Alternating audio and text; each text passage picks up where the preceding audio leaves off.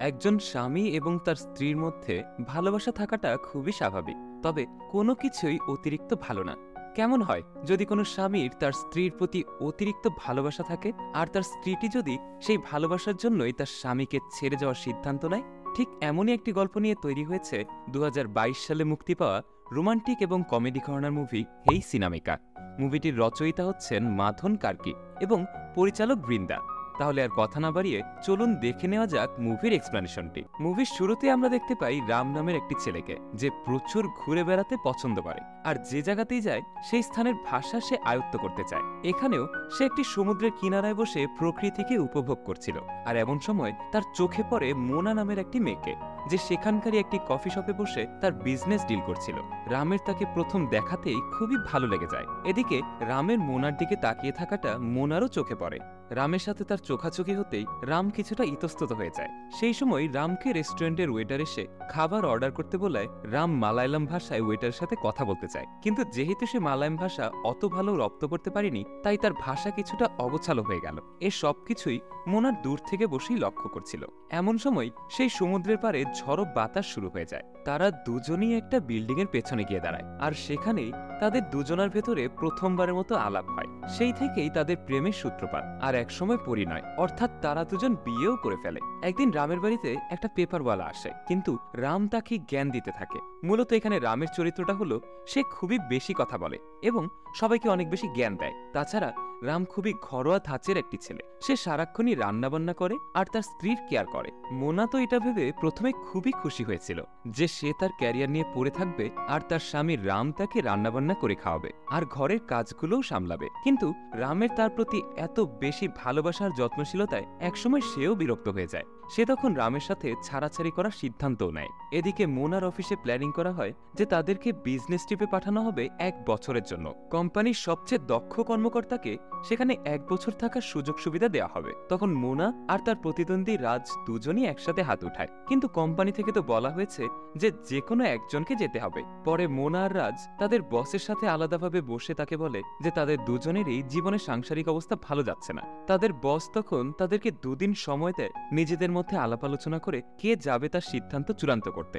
মোনা আর রাজ তখন দুজন দুজনের সাথে কথা বলে এবং তারা দুজনেই বুঝতে পারে যে তাদের সংসারের অবস্থা মোটেও ভালো না। কিন্তু রাজ মোনাকে বলে সে যদি তাকে 1 বছরের জন্য অন্য কোথাও শিফটিং করায় তাহলে কি সে রাজকে যেতে দিবে কিনা। তখন মোনাও রাজি হয়ে যায়। পরদিন মোনা আর রাজ অফিসে আসে তাদের এই সমস্যার সমাধান করার জন্য। সাথে তখন আরো অন্যান্য কলিগরাও থাকে। মোনাকে তখন তার আসল সমস্যা জিজ্ঞেস করা হলে সে উত্তরে বলে রাম তাকে অনেক বেশি ভালোবাসে আর অনেক বেশি কেয়ার করে, যেটা এখন তার গলার কাটা মনে হচ্ছে। সত্যিকার অর্থে বাস্তবিক জীবনেও সবকিছুর একটা সীমা থাকা উচিত। হয়তো সেই প্রভাবেই মোনা এখন অতিষ্ঠ হয়ে উঠেছে। কিন্তু তার কলিগরা তাকে স্পেসিফিক্যালি জিজ্ঞেস করলেই সে বলতে থাকে প্রথমত রাম প্রচুর কথা বলে, আর সে যেহেতু বিয়ের আগেই মালায়ালাম ভাষায় কথা বলার চেষ্টা করত আর রাম সেই ভাষায় পারদর্শীও ছিল না, তাই মোনার সাথে তার খুব একটা কথাও হতো না। কিন্তু চেন্নাই আসার পর সে ঠিকই মোনার সাথে বকবক করতে শুরু করে দেয়। দ্বিতীয়ত রাম তাকে প্রায়ই অনেক কিছু রান্না করে খাওয়ায়, যা খেতে খেতে সে এখন বিরক্তই হয়ে গেছে। এসব কথা শুনে তার অফিসের কলিগরা তাকে বুদ্ধি দিতে থাকে সে যেন এমন কিছু করে যাতে রাম নিজে থেকেই তাকে ছেড়ে দেয়। রাজ আর তার বাকি কলিগেরা মোনাকে তখন বুদ্ধি দেয় রাম তাকে যে খাবারই দিবে তা যেন সে কোনোভাবেই না খায়, সে যেন গোসল না করে সারা দিন কাটিয়ে দেয়। মোনা তাদের কথা মতো বাসায় গিয়ে গোসল না করেই শুয়ে পড়ে। তখন রাম এসে তাকে বলে তুমি গোসল না করে ভালোই করেছো, অনেকদিন হলো পারফিউমের কারণে তোমার শরীরের আসল গন্ধই আমি পাই না। অর্থাৎ তার এই প্ল্যানটাও ফেল হয়ে যায়। একইভাবে খাবার নিয়েও যে প্ল্যানিং করেছিল সেটাও ফেল হয়ে যায়। এরপর রাজ মোনাকে কল দিয়ে ফ্লার্ট করতে থাকে, কিন্তু রাম তাতে উল্টো রাগ না করে বরং রাজকে বোঝায় সে ফ্লার্ট করাতে একেবারেই কাঁচা, দরকার হলে সেই তাকে ফ্লার্টিং করা শিখিয়ে দেবে। এভাবে সব প্ল্যান ফেল হয়ে যাওয়ার পর রাজ বুঝতে পারলো যে তার থেকে বেশি মোনারই সে 1 বছরের জন্য স্বামীর থেকে দূরে থাকা প্রয়োজন, কারণ রামের সাথে ফোনে কথা বলে সে নিজেও যেন আতপাগল হয়ে গেছে সেদিন।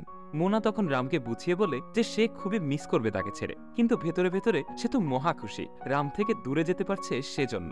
অবশেষে সে চেন্নাই ছেড়ে চলে যায় সেই বিজনেস ট্রিপে।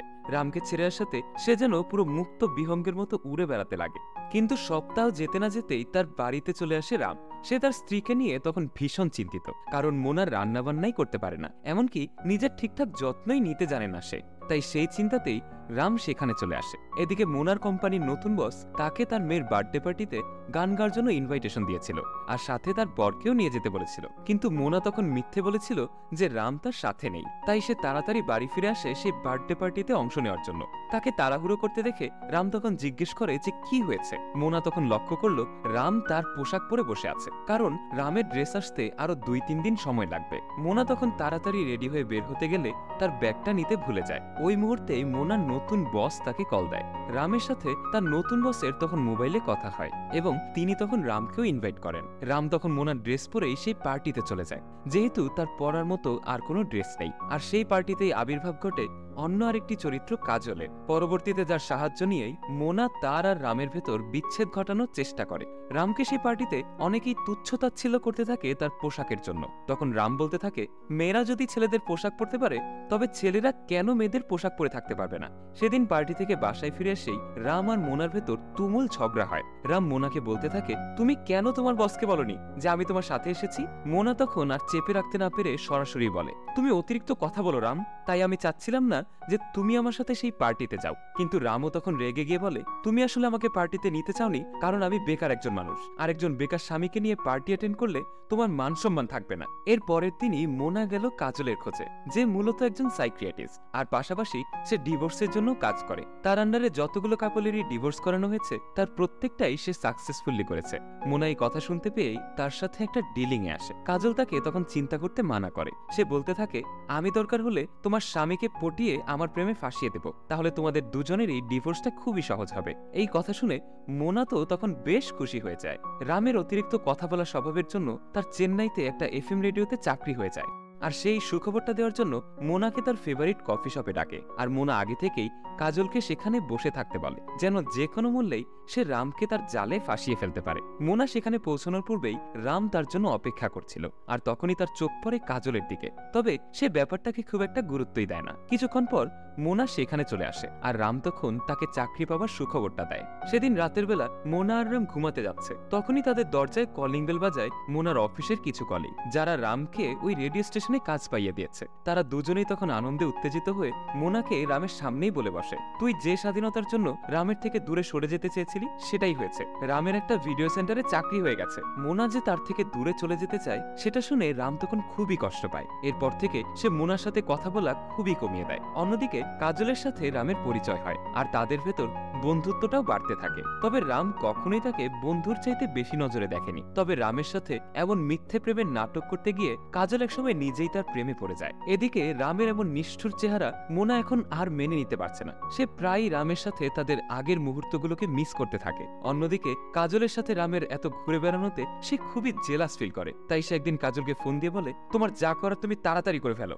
রাম এদিকে চেন্নাইতে ফিরে যাওয়ার পর সেখানে তার কাজের চাপ বেশ বেড়ে যায়। আর সে যেহেতু একটা রেডিও সেন্টারে কাজ করে, তাই প্রায় তাকে বিভিন্ন সাইটে ভিজিট করতে হয় নিউজ কালেক্ট করার জন্য।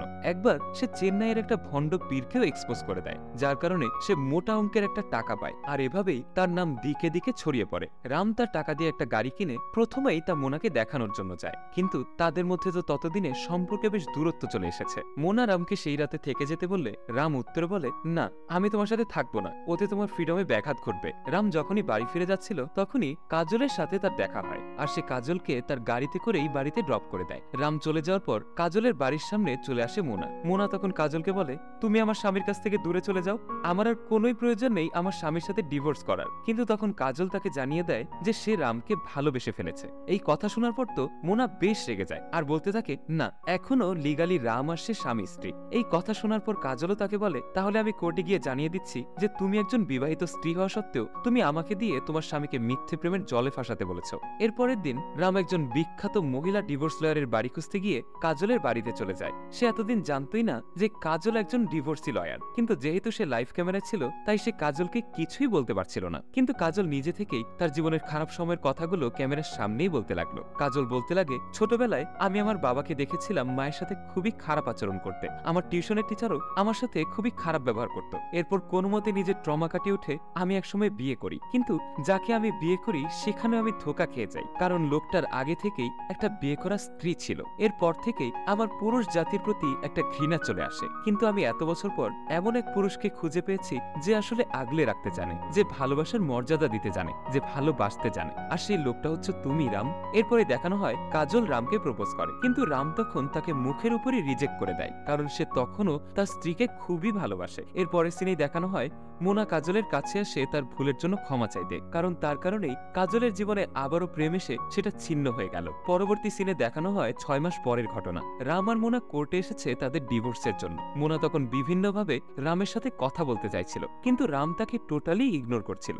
শেষে কোর্টের ক্যান্টিনে বসে তাদের দুজনের মাঝে কথা হয়। মোনা এবার পাগলের মতো কান্না করতে করতে টেবিলের নিচে গিয়ে বসে বলে, আমি তোমাকে ছাড়া বাঁচতে পারবো না রাম, প্লিজ তুমি আমাকে ছেড়ে যেও না, আমি তোমার থেকে আলাদা হতে চাই না রাম। মোনাকে অনুতপ্ত হতে দেখে রাম তখন তার হাত ধরে টেনে নেয়, আবারও ঠিক সেই প্রথম দিনের মতো তাকে নিয়ে ছুটে পালিয়ে যায় নতুন জীবন শুরু করতে। সবার শেষে দেখানো হয় তাদের বিয়ের 2 বছর কেটে গেছে এবং তারা দুইজন সুখে শান্তিতে সংসারও করছে, এমনকি তাদের সন্তানও হয়েছে। এভাবেই এই মুভির হ্যাপি এন্ডিং হয়। এই মুভিতেই বোঝানো হয়েছে একজন মানুষের ভালোবাসা তা যতই বাড়ন্ত হোক না কেন তাকে কখনোই তুচ্ছ করতে নেই। আর মানুষ একবার অভ্যাসের সাথে থাকতে থাকতে অতিষ্ঠ হয়ে গেল, একসময় সে অভ্যাসটিতে শূন্যতা আসলে তা মানুষকে বিমর্ষ করে দেয়। আর এরকম আরও নতুন নতুন গল্প পেতে আমাদের চ্যানেলটা সাবস্ক্রাইব করা না থাকলে সাবস্ক্রাইব করার অনুরোধ রইল।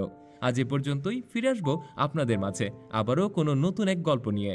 সে পর্যন্ত সবাই ভালো থাকবেন।